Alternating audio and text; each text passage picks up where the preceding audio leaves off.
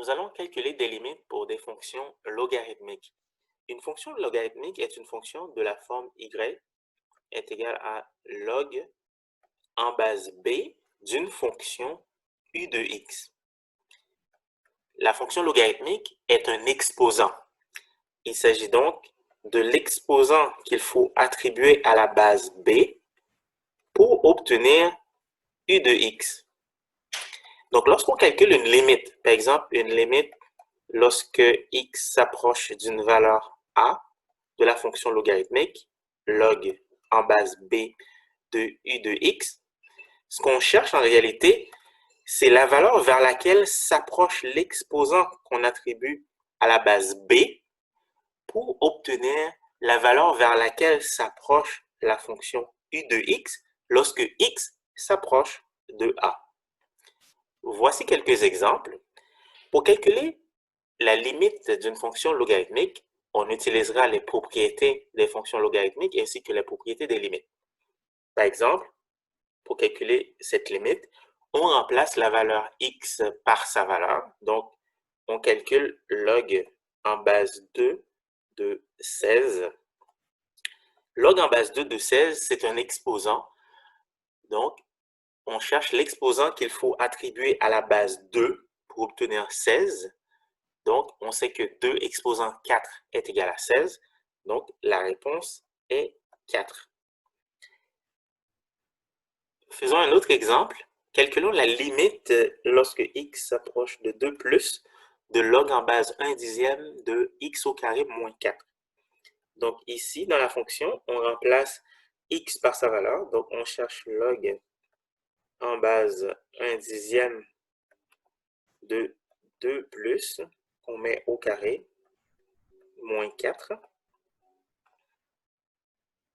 ce qui donne log en base 1 dixième.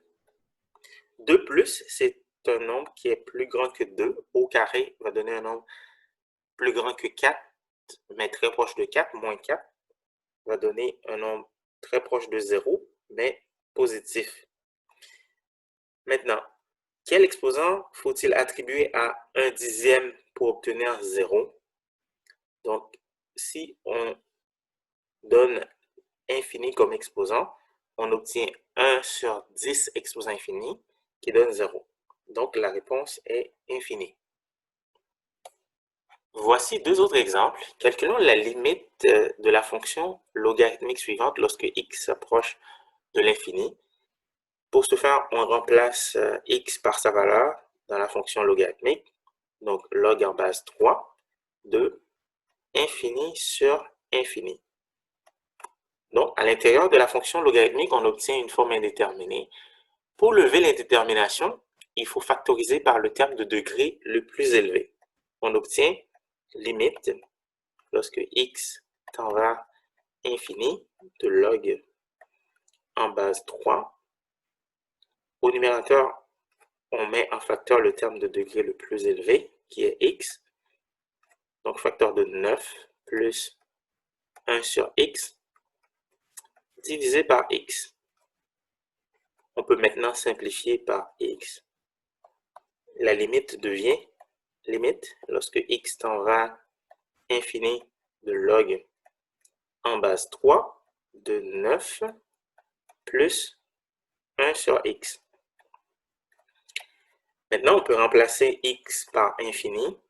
On obtient log en base 3 de 9 plus 1 sur infini. 1 sur infini donne 0. Donc, on calcule log en base 3 de 9, c'est-à-dire l'exposant qu'il faut attribuer à 3 pour obtenir 9. La réponse est 2.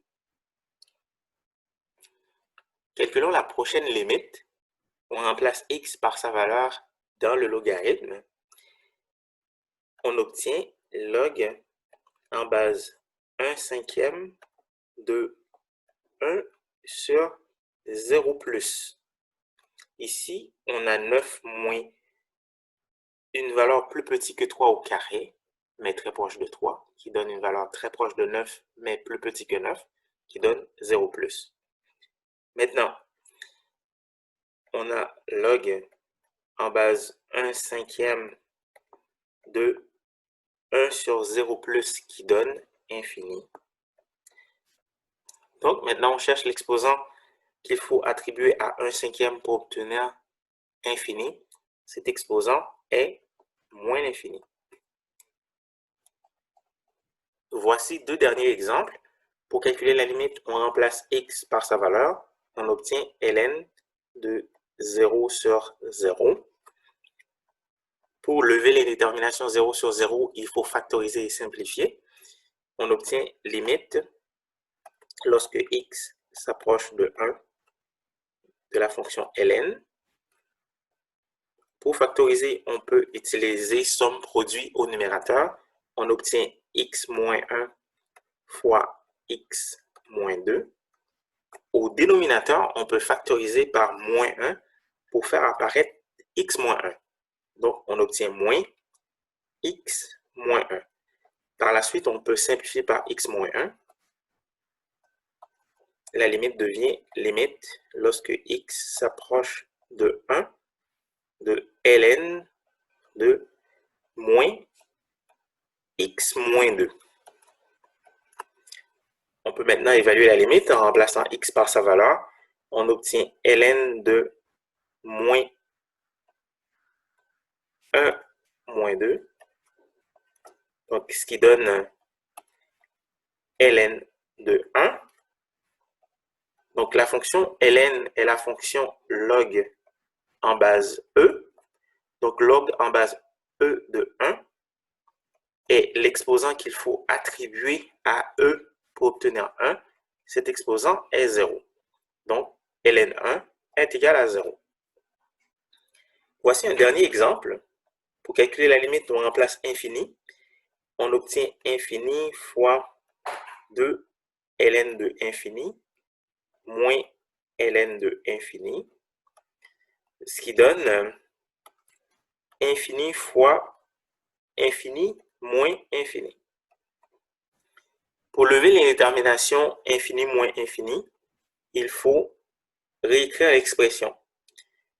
On a limite lorsque x tend vers l'infini de x multiplié par, à l'intérieur de la parenthèse, on peut mettre 2 comme exposant à x. On obtient ln x au carré moins ln 5x. On peut utiliser une autre propriété des logarithmes pour mettre les deux logarithmes ensemble, ce qui donne limite lorsque x s'approche de l'infini de x multiplié par ln x au carré divisé par 5x. On peut simplifier. On a limite lorsque x s'approche de l'infini de x fois ln x sur 5. Maintenant, on peut remplacer x par sa valeur. On obtient infini fois ln de infini sur 5 qui donne infini. Ln de infini donne infini, donc on a infini fois infini qui donne infini.